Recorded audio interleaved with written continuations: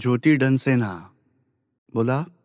अ, पूज्यश्री, मला स्त्री प्रवृत्ती फारच क्रिटिकल आणि डेंजरस वाटते आणि एक स्त्री कधीच दुसऱ्या स्त्रीचं चांगलं नाही बघू शकत आणि एक स्त्री फक्त आपला फायदा बघते आणि इतरांचे प्रॉब्लेम्स नाही बघत. तिला काहीच देणं-घेणं नसतं, की दुसऱ्या स्त्रीला काही त्रास होत असेल. ती खूपच स्वार्थी आणि कपटी असते आणि फक्त आपल्या यशासाठी खूप सारे करते आणि ह्या गोष्टी मी संसारातही पाहिलेल्या आहेत आणि इथे मोक्षमार्गावरही मी या गोष्टींचा अनुभव घेतलाय. म्हणून ह्या साऱ्या कारणांमुळे मला काही लोकांबाबत फारच निगेटिव्ह भावना उत्पन्न आहेत आणि खूप द्वेष वाटतो. मला दिवसभर द्वेष वाटत राहतो, दिवस-रात्र द्वेष वाटत राहतो. त्यामुळे माझं खूप डोकं दुखतं, रात्री झोपही येत नाही. म्हणजे खूप जास्त निगेटिव्हिटी वाटायला लागते. मग त्याच कारणासाठी मी प्रतिक्रमण सुद्धा करते. थोडा वेळ सकारात्मक सेट करण्याचा प्रयत्न करते, की नाही निर्दोष आहे, शुद्धात्मा आहे. पण तरी थोड्या वेळानंतर पुन्हा निगेटिव्ह भरून यायला लागतं आणि मग पुन्हा सारे निगेटिव्हने स्टार्ट होते. मी पुन्हा-पुन्हा प्रयत्न करते पॉझिटिव्ह सेट करण्याचा, पण तरी निगेटिव्ह त्यात शेवटी येतच. आणि द्वेष तर मला पराकोटीचा द्वेष वाटायला लागतो. सातत्याने द्वेष वाटत राहतो. मग त्याचे मी प्रतिक्रमण कसे करू? यातून बाहेर कशी मी पडू? दुसऱ्या स्त्रीची चूक दिसते. हां, आरामात दिसते का? हां. लगेच दिसते. ॲक्चुअली म्हणजे विश्वासघात तिने माझा केलेला आहे. नाही, नाही. पण साधं बघा, असं बघा, ती चूक करणारी स्त्री, अशी चूक आपण कधी करतो का? उभ्या हां, मी आयुष्यात पण केली आहे? करतो चुका. मग आपली चूक सुधारा. हाच उपाय आहे सर्वात मोठा. काय समोरच्यातल्या जेवढ्या चुका दिसतात त्या सगळ्या स्वतःमध्ये चेक करा. स्वतःतल्या चुकांचं प्रतिक्रमण प्रत्याख्यान करा. आणि दुसरं, समोरच्यासाठी प्रार्थना करा की हे भगवान, अंतरंगातील शुद्धात्म्याला प्रार्थना करा, हे शुद्धात्मा भगवान यांना जागृती मिळावी, आपल्या चुका बघू शकतील, आपल्या चुकांमधून सुटतील, अशी कृपा करावी. आणि अशी चूक आपण आयुष्यात कधी केली असेल त्याचं प्रतिक्रमण करा. भविष्यात तशी चूक न करण्याचा निश्चय करा. बघा, आपल्या चुका बघण्यासाठीचा खूप मोठा आरसा आपल्याला मिळालेला आहे. आणि त्यांच्या चुका बघता स्त्री अशी आहे, स्त्री तशी आहे, स्त्री म्हणजे आपण स्त्रियांचे दोष काढता काढता आपण स्त्री स्वभावाला मजबूत करतोय. आणि द्वेष, आपले रागद्वेष तर वाढलेत, आपले द्वेष कमी नाही झाले. त्यासाठी हा दुसरा उपाय चालू करा. समोरच्याला पॉझिटिव्ह बघा, पॉझिटिव्ह असेल ते ॲप्रिशिएट करा. त्याच्यातलं निगेटिव्ह बघता तेव्हा असं निगेटिव्ह आपल्यात कुठे लहानपणापासून आजवर झाले ते चेक करा. त्या हं. दोषांचं प्रतिक्रमण प्रत्याख्यान करा. भविष्यात तसं घडू नये त्यासाठी प्रत्याख्यान करा. आणि समोरच्याच्या निगेटिव्हिटीसाठी प्रार्थना करा. नाही प्रार्थना केली तर द्वेष वाढून वाढून तिरस्कार वाटेल, वैर बांधलं जाईल, मत्सर वाढून हिशोब आपला त्यांच्याशी बांधला जाईल. त्यांच्यातील शुद्धात्मा बघा, त्यांच्यातल्या निगेटिव्हिटीसाठी प्रार्थना करा की भगवान निगेटिव्हिटी संपेल अशी कृपा करा. समजते आता तुम्हाला? हां. ओके पूज्यश्री, शक्ती द्यावी मी निगेटिव्हिटीमधून बाहेर पडावे. वेगळं राहा, ज्योतीकडून करून घ्या, शुद्धात्म्यात राहून. हां, थँक यू. जय सच्चिदानंद. हं, आम्ही पहिल्यांदाच इथे आलोय आत्मज्ञान घेण्यासाठी. हं. मी 1 वर्ष माझ्या बिछाण्यावर पडून होतो आणि कायम 2ही वेळा आपला सत्संग आणि दादा भगवानांची प्रार्थना करून त्यांना सांगायचो की जर मी माझ्या पायावर उभा राहू शकलो तर आपल्या इथे चालत येईन. आणि आज मी आलोय सर, त्यासाठी खूप खूप धन्यवाद. आणि माझा एक प्रश्न आहे की बघा, कुटुंबातील वरिष्ठ व्यक्ती बनल्यावर त्यांची मुलं, त्यांचं कुटुंबीय त्यांच्याद्वारे आपल्या आईला म्हणजे सासूला दुर्लक्षित का करतात? ते त्यांचा अपमान करण्याचं साहस कसं गोळा करू शकतात? जे आपलं सर्वस्व देऊन आज वयोवृद्ध झालेली आहे, तरीही समाजात त्यांच्या सुना त्यांना दुःख आणि त्रास का देतात? सून सासूला त्रास देते, पण सासू सुद्धा कधीतरी सून होती. आता सुनेने सासूला त्रास दिला, मग ती सासू झाल्यावर सून तो त्रास पुन्हा देते. बघा, म्हणजे जे पाठवलं ते पुन्हा येतं. या संसारात आपला हिशोब चुकवण्यासाठीचा संसार आहे. आपण जे काही राग, द्वेष, मोह केले आहेत आणि आपल्या क्रोधमान माया लोभाने कोणाला दुःख दिलं आहे, ते सारं परत येणार. तर नवीन देणं बंद करा, जुनं येईल ते जमा करा आणि निर्दोष पहा की नाही, कोणाचाही दोष नाहीये, आपला हिशोब पूर्ण होतोय, आपल्याला सुटायचं आहे या संसारातून. आपण जेवढं रिॲक्शनमध्ये दुःख देऊ तेवढा हिशोब बनेल. पुढच्या जन्मात तो हिशोब कॅरी फॉरवर्ड होईल. हळूहळू सुटायचं आहे आपल्याला. तीच भावना ठेवा, कोणाचाही दोष नाही. आणि ही जी वयोवृद्ध मंडळी आहे त्यांना घेऊन सत्संगात या, ज्ञानाच्या गोष्टी समजल्या तर हळूहळू त्यांचंही समाधान होईल आणि हळूहळू घरातल्या रागद्वेषापासून मुक्त होतील. समजते आता तुम्हाला? होय. आमची तर अशीच भावना आहे की वयोवृद्ध लोकांनी यावं आणि एकदा ज्ञानही घ्यावं आणि नंतर पुन्हा पुन्हा येऊ नाही शकले तरी घरात निरुमांच्या कॅसेट्स बघाव्यात, निजदोष दर्शनाने निर्दोष, किंवा मग दादाजींची पुस्तकं वाचावीत, प्रतिक्रमणाची पुस्तकं वाचावीत, टी व्हीवर निरुमांचा सत्संग लागतो, दीपकबाईंचा सगळं बघावं आणि आपल्या चुकांना धुवत राहावं अशी भावना करावी आणि संसारातून सुटायचं आहे, मोक्षमार्ग पूर्ण करायचा आहे, जन्मजन्मांतरीच्या फेऱ्यातून सुटायचं आहे. कारण सासू असेल, सून असेल, एकदा जरी सुनेची चूक काढली, मुली तू हे बनवू नकोस, माझ्या मुलाला नाही आवडत, तू ते बनव, चूक काढली की भांडण सुरू. सुनबाई तू जरा टी व्ही कमी बघ, मुलांवर लक्ष ठेव. एकदा का सासूने सुनेला सांगितलं की सुनेचं डोकं आऊट होणार बघा लगेच, आणि मग ती सासूच्या चुका बघत राहील आणि या म्हातारी बरोबर राहणं मला आवडत नाही, मला वेगळं घर हवं आहे. बघा, भांडणं आपल्यातली लहान सहान गोष्टी मोठं स्वरूप धारण करतात आणि रागद्वेष वाढत जातात. पूर्वमधला हिशोब परत आला. काही चुका काढण्यासारख्या नसतात. प्रेमाने राहा आणि चुका सांगितल्यास तर प्रतिक्रमण करून धुवून टाका. सुटायचं ध्येय नक्की करा. बोला. मी निर्मला नाकरानी, महाराष्ट्रामधून. माझा प्रश्न असा आहे की आमची फाईल 2 आहे, त्यांचा खूपच कमी विश्वास आहे यावर, आणि आमच्या सेंटरमध्ये जिथे कुठे सत्संग होतात तिकडे मला जाण्याची परवानगी देत नाहीत. त्यांचे म्हणणे असते की जे काही करायचे ते तू घरात बसून कर. त्यांची घरात बसून काही करायला ना नसते. पण मला जर प्रत्यक्ष सत्संग नाहीच मिळाला तर मी पुढे कशी जाणार? आणि आज मी इथे आली आहे ते माहेरून आली आहे आणि शिवाय त्यांची परवानगी घेऊन आली आहे. त्यांनी सांगितलं की एकदाच पाहिले आणि शेवटचे जायचे, प्रत्येक वेळी नाही जायचे. मग आता मला काय करायला हवं? तुम्ही प्रतिक्रमण करा आणि प्रार्थना करा त्यांच्यातील शुद्धात्म्याला. त्यांनी मला सत्संगाला जाण्यासाठी अडवू नये, अडथळे दूर व्हावेत आणि ते सुद्धा सत्संगात यावेत. त्यांनाही समजेल किती हजार पती पत्नी सोबत बसून सत्संग करतात. इथे काही संन्यास घ्यायला सांगत नाहीत. इथे काही घर व्यवहार सोडून आश्रमात या असं कोणी सांगत नाही.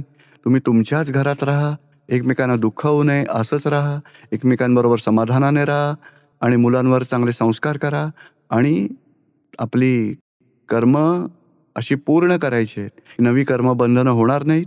जुनी कर्मफळं आपण समताभावाने पूर्ण करू आणि आत्म्याच्या जागृतीत राहू. अशाच गोष्टी आपल्याला लाभतील. म्हणजे हळूहळू त्यांना पण त्यांच्यातील शुद्धात्म्याला जरूर प्रार्थना करा आणि भावना ठेवा की हेही सत्संगात यावेत. आणि टी व्हीवर जेव्हा सत्संग बघाल तेव्हा त्यांना सांगायचं की तुम्ही माझ्याबरोबर चला.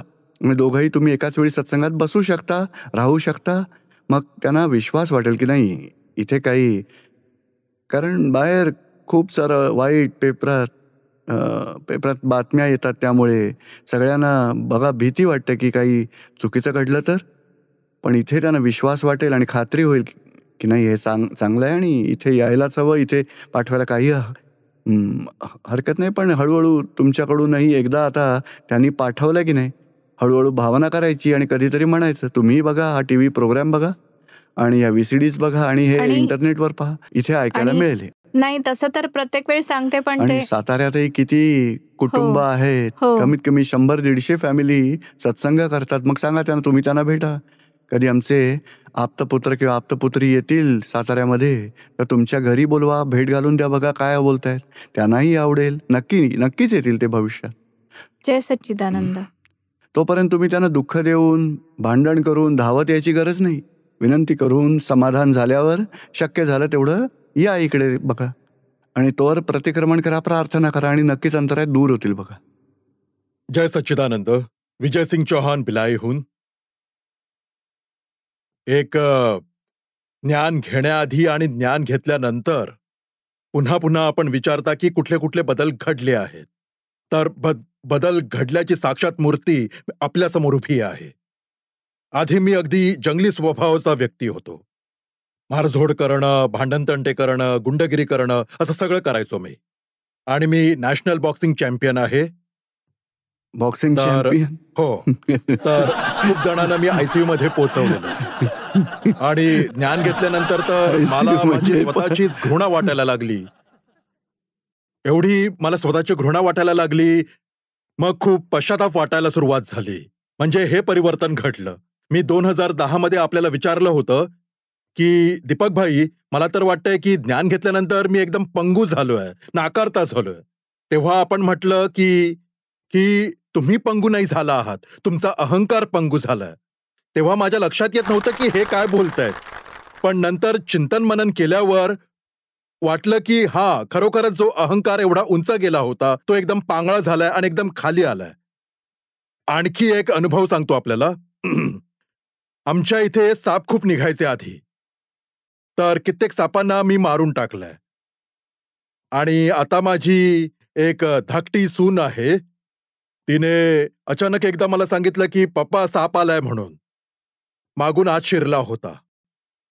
तेव्हा मी सिमंदर स्वामी दादाजींना प्रार्थना केली की मला कुठलीच हिंसा करायची नाहीये. कृपया सापाने निघून जावं. आणि मी पाहिलं की एका मिनिटात म्हणजे तो जिथून आला होता तिथूनच तो परत गेला. जय सच्चिदानंद. नमस्कार. मी सेवानिवृत्त इलेक्ट्रिकल इंजिनियर आहे आणि मागील वर्षी मी नामदान घेतलं आहे. आणि नामदान घेतल्यानंतर माझ्यात जे बदल घडले आहेत ते शब्दात सांगण्याचा मी प्रयत्न करतोय. त्यातून मला खूपच लाभ झालाय. एकतर मी जेवढ्या व्यक्ती बघतो त्यांच्यात मला शुद्धात्मा दिसतो. त्यामुळे मला सगळी माणसं आपल्यासारखीच वाटतात की ही आपलीच माणसं आहेत, कोणी परकी नाहीये. आणि जसं बाबाजींचं दादाजींची जी पुस्तकं आहेत, भोगतोय त्याची चूक, त्यात जे एक्झाम्पल दिलं गेलंय म्हणजे जे पाहुणे घरी येतात आणि आया एक ग्लास घेऊन येते आणि धक्का लागून ग्लास खाली पडतो आणि शेठाणी जी असते काय म्हणते की ओरडते, पण शेठजी रात्री विचार करत बसतात, म्हणजे किती नुकसान झालंय, उद्या मला पुन्हा याची भरपाई करावी लागेल. म्हणजे इथे ना चूक जी आहे ती शेठजींची आहे. म्हणजे हे जे उदाहरण आहे ते माझ्या मनाला फारच लागलं. आणि मी गाझियाबादहून आलोय. गाझियाबादमध्ये मी लोकल सेंटरमध्ये जातो आणि खूप सारं ज्ञान मिळालंय. आणि आणखी जे म्हणतात ना की दखल देणं ठीक नाहीये, तर त्याबाबत मी माझा एक जिवंत अनुभव सांगतो. म्हणजे हायस्कूलच्या आधी मी कायम प्रोमोटेड पास व्हायचो. म्हणजे मॅथमॅटिक्समध्ये मी फारच वीक होतो. बरं, त्यावेळी वडील किंवा आई कोणीही त्यात लक्ष घालत नव्हते. पण एकदा वडिलांनी सांगितलं होतं की तू हायस्कूलमध्ये जर का फर्स्ट डिव्हिजनमध्ये पास झालास, तर तुझं पेपरात नाव छापून येईल, फोटो छापून येईल. मग मी निश्चय केला खरोखरच फोटो छापून यायला हवा. मग मात्र अभ्यासाला लागलो. गणित खूपच वीक होतं. मग वडिलांना म्हटलं की मला शिकवणी लावायची आहे. मग शिकवणी त्यांनी मला लावून दिली. मग 1 महिना उरला होता परीक्षेला. फक्त मार्च महिन्यात परीक्षा होणार होती. पण टीचर मला खूप चांगले मिळाले. त्याने मला गणित खूप चांगलं शिकवलं. मी प्रथम वर्गात तर पास नाही होऊ शकलो, पण दुसऱ्या वर्गात पास झालो. 56% मार्क्स मिळाले. त्यामुळे खूप खुश झालो. त्यानंतर आयुष्यात पुढे प्रगती करतच राहिलो. मग इंजिनियर होऊन आज रिटायर्ड झालोय. म्हणजे ही बरोबर गोष्ट आहे की दखल देऊ नये. माझा अनुभव हाच आहे की आजकालचे पालक मुलांच्यात फारच दखल देतात. म्हणजे अभ्यास कर, हे बनायचंय, ते बनायचंय. माझा मुलगा सुद्धा माझ्या नातवात फारच दखल देतो. अभ्यास कर. तेव्हा मी म्हणतो की इंटरफेअर एवढा करू नकोस, ह्या मुलांचं आता खेळायचं वय आहे, खेळू देत. तेव्हा ते म्हणतात की नाही, आजकाल खूप स्पर्धेचं युग आहे, असं तसं. म्हणून मी ना आता दादा भगवानांकडे प्रार्थना करणार आहे की ह्यांना सद्बुद्धी दे. आणि मी इथून सीडी पण घेऊन जाईन आणि आई वडील आणि मुलांचा व्यवहार शक्य आहे की ते ऐकून त्यांच्यात काही सुधारणा होईल. तर आम्हाला फारच आवडलंय आणि हे ज्ञान वास्तवात सर्वांना मिळायला हवं. आणि हे कल्याणकारी ज्ञान आहे सगळ्यांसाठीच. धन्यवाद. पूज्यश्री जय सच्चिदानंद. मी जयपूरहून बोलतेय, सरोज सिंग. मी 2015 मध्ये ज्ञान घेतलं होतं आणि तेव्हापासून अगदी दुसऱ्याच दिवशी मला असं वाटलं की माझा नवा जन्मच झालाय आणि सारे गैरसमज होते ते एकदमच दूर झाले. कुठे कुठे पळणे जाणे असे तसे खूप जास्त होते आणि आतून भोगवटा सुद्धा यायचा सकाळ, संध्याकाळी, दुपारी कधी बघितले तरी. आता कळते की आधी कळत नव्हतं. आणि आता एवढा आनंद वाटतो म्हणजे खूपच खुशी, आनंद, आनंद. अगदी काहीही हो, दुःख झालं तरी आसपास येत नाही. दादांची पुस्तकं वाचते, जागृती कायम असते. खूपच छान वाटतं. अशी भावना आहे की पूज्यश्री हे ज्ञान सर्वांना मिळावं आणि सर्वजण मोक्ष मार्गावरून पुढे जावेत. जय सच्चिदानंद. पूज्यश्री कोटी कोटी वंदन आपल्याला. मी नांदेडहून डॉक्टर मनोराज भंडारी. पूज्यश्री, मी इथे 2014 मध्ये ज्ञान घेतलं मुंबईमध्ये. त्याआधी भक्तिभाव करायचो. आम्ही प्रवचन रोज बघायचो, रमेशभाई ओझांचं, अनिल महाराजांचं. पण बघताना आम्हाला हे आत्म्याचं ज्ञान, आपल्याकडे आहे आत्मा, पण त्याला ओळखायचं कसं याचं ज्ञान नव्हतं. एके दिवशी असंच बघता बघता मी आणि माझी 2 नंबरची फाईल यांनी टीव्हीवर बघितलं, निरुमांना आणि तुम्हाला, आणि मला सांगितलं की आपण ह्यांना फॉलो करूया. मी तिला सांगितलं की बाई, असं टीव्हीवर खूप सारी येत जात असतात, आपण कोणालाच फॉलो करायचं नाही, आपण आपलं काय ते बघू. तिने मला रिक्वेस्ट केली, तुम्ही एकदा बघा तरी. मग मी टीव्हीवर 2-3 दिवस, 8-10 दिवस असंच फॉलो केलं. फॉलो केल्यानंतर एकदा इथे येऊन पण गेलो. दादा दरबारात आपलं दर्शन घेतलं, पण ज्ञान घेतलं नाही, असंच निघून गेलो. मग नंतर पुढे मी 2014 मध्ये मुंबईमध्ये ज्ञान घेतलं. मला अनुभव यायला लागला थोडाफार. त्यानंतर काय झालं, प्रतिक्रमण मी कंटिन्यू चालू ठेवलं. ज्ञान घेतल्यानंतर आम्हा भावंडांमध्ये खूप वैर होतं, कझिन्समध्ये होतं आणि रिअलमध्येही होतं. पण त्यानंतर ते वैर आपोआप कसं नष्ट झालं कळलंच नाही, सारे निघून गेले. आणि असाच अनुभव घेत घेत भाई मी आता पॉलिटिक्समध्ये आहे.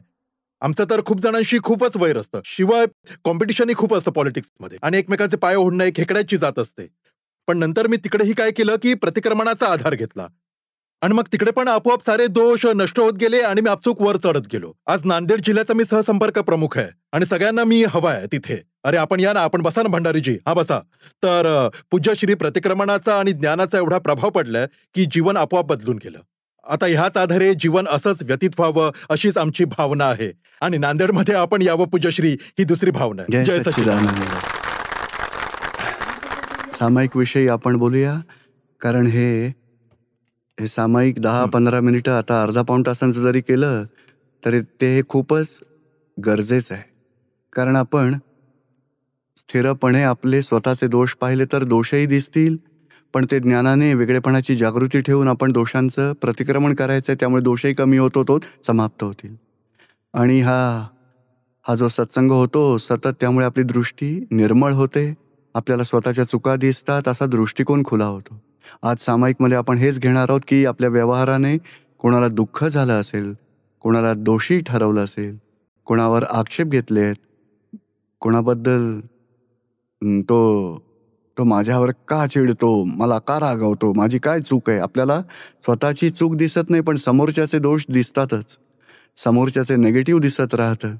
तेच आपल्या आयुष्यात एकेका व्यक्तीबाबत ज्या प्रकारे घडलं आहे त्या साऱ्याला आठवून एकेका व्यक्तीचा जो चिकट हिशोब आहे, स्टिकी फाईल सगळ्या, नवरा असेल, बायको असेल, किंवा आई वडील असतील, किंवा भाऊ बहीण आहेत, किंवा मुलगा मुलगी आहेत, किंवा सून आहे, साऱ्याच एकेका व्यक्ती ज्या जास्त हिशोबातल्या आहेत त्यांना स्मरायचे आज.